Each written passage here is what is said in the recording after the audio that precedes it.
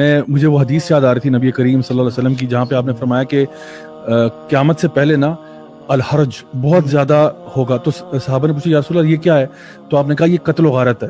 نبی کریم صلی اللہ علیہ وسلم کی جب بھی کوئی توہین ہوتی ہے اور جب بھی کوئی ان کے بارے میں توہین امیز خاکے بناتا ہے، جیسے فرانس میں ہوا، جیسے اور کنٹریز میں، ڈچ کنٹریز میں ہوا، تو یہ ظاہری بات ہے پوری مسلم امت کا غم و غصہ اس کے اوپر سامنے آیا.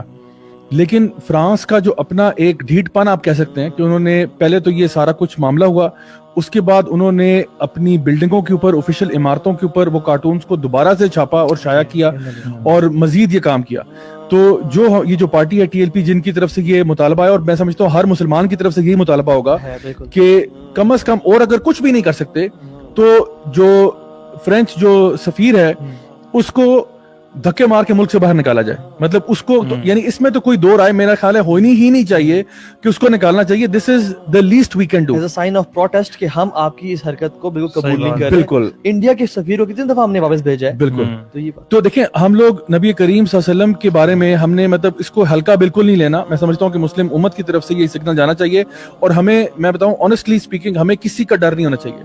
یعنی جو لوگ بھی اللہ اور اس کے رسول کے ماننے والے ہیں نا، ان کو کسی چیز کا ڈر نہیں ہونا چاہیے کہ جی رزق بند ہو جائے گا، فلاں ہو جائے گا، ہمارے پہ سینکشن لگ جائیں گے. اگر اللہ آپ کے ساتھ ہے نا، پھر آپ کو کسی چیز کا کوئی غم نہیں ہونا چاہیے. تو میں سمجھتا ہوں کہ جو مطالبہ ہے وہ بالکل درست تھا، اس میں کوئی ایسی شک کی بات نہیں ہے. میں سمجھتا ہوں پورا پاکستان، پوری مسلم امت آپ کے ساتھ اس پیج پہ آپ کے ساتھ ہے. یا دیکھیں اگر ڈر یہ ہے نا کہ ہمارے پہ سینکشن لگ سکتے ہیں یا وہ ہمارے قرضے روک دیں گے، کوئی ایسی بات ہے. دیکھیں اگر ایک شخص جو ہے وہ میرے باپ کو گالی نکالتا ہے، ٹھیک ہے، اور پھر کہتا ہے یار میرے سے پیسے لے لو، میں لوں گا اس سے پیسے، میں کہوں گا پیسے اس کے منہ پہ ماروں گا، مجھے نہیں چاہیے تمہارے پیسے، ٹھیک ہے، میرے باپ کو تم نے گالی کیوں نکالی ہے. ہمارے لیے نبی کریم صلی اللہ علیہ وسلم ہمارے ماں باپ سے زیادہ ہمیں محبوب ہیں.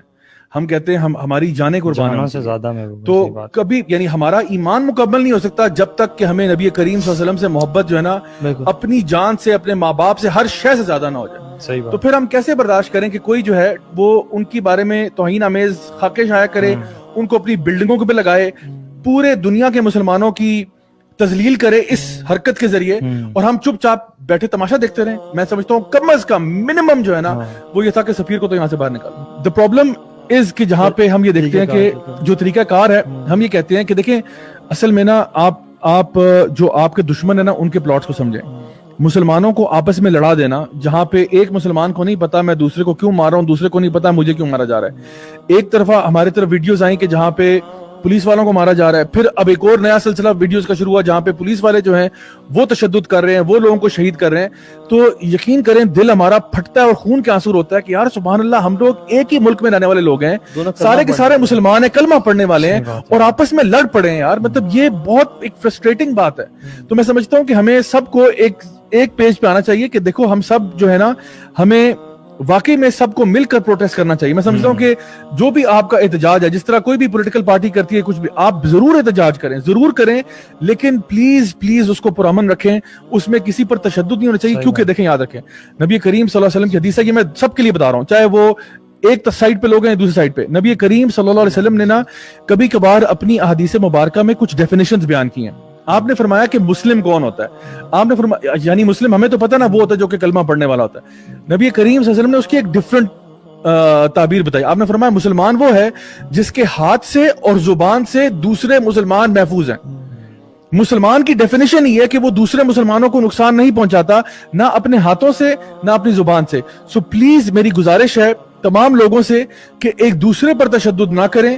یہ پولیس اہلکار ہوں یا کوئی بھی کارکن ہو کسی بھی پارٹی کے، پلیز پرامن بات کریں. جو کچھ کرنا چاہتے ہیں ہمیں مل کے کسی سولوشن کی طرف جانا ہے. اور حکومت سے میری ریکویسٹ یہ ہوگی، گزارش ہوگی کہ خدارا یہ جو ڈیمانڈ کی گئی ہے یہ بالکل ایک ویلڈ ڈیمانڈ تھی. آپ نے وعدہ بھی کیا تھا کہ 20 اپریل تک یہ معاملہ کلیئر ہو جائے گا، اس کو ہونا چاہیے. میں سمجھتا ہوں کہ یعنی ایک سیکنڈ میں یہ فیصلہ ہو جانا چاہیے. میں سمجھتا ہوں اس میں بالکل تاخیر نہیں کرنی چاہیے، اٹھا کے باہر نکالو اس کو. کیونکہ دیکھیں فرانس بہت ان اپولوجیٹکلی یہ کام کر رہا ہے. وہ لوگ توہین رسالت کرتے ہیں، نعوذ باللہ ثم نعوذ باللہ، اس کے اوپر پھر وہ ڈنکے کی چوٹ پہ اس پہ اڑ جاتے ہیں.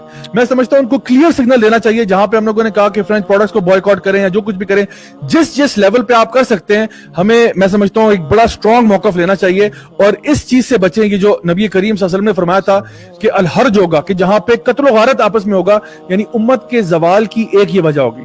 کہ مسلمان آپس میں لڑ پڑیں گے. تو پلیز جب بھی میں یہ دیکھتا ہوں نا تو میرے رونگٹے کھڑے ہو جاتے ہیں کہ یار we are heading in a very wrong direction. تو ایسا نہیں ہونا چاہیے پلیز. کوئی بھی یعنی سارے مسلمان ہمارے بھائی ہیں اور ہمیں تکلیف ہوتی ہے جب بھی ہم کسی مسلمان کے ساتھ زیادتی دیکھتے ہیں, ظلم دیکھتے ہیں, تو اس کو ہمیں ڈیفینیٹلی کنٹرول کرنا ہوگا.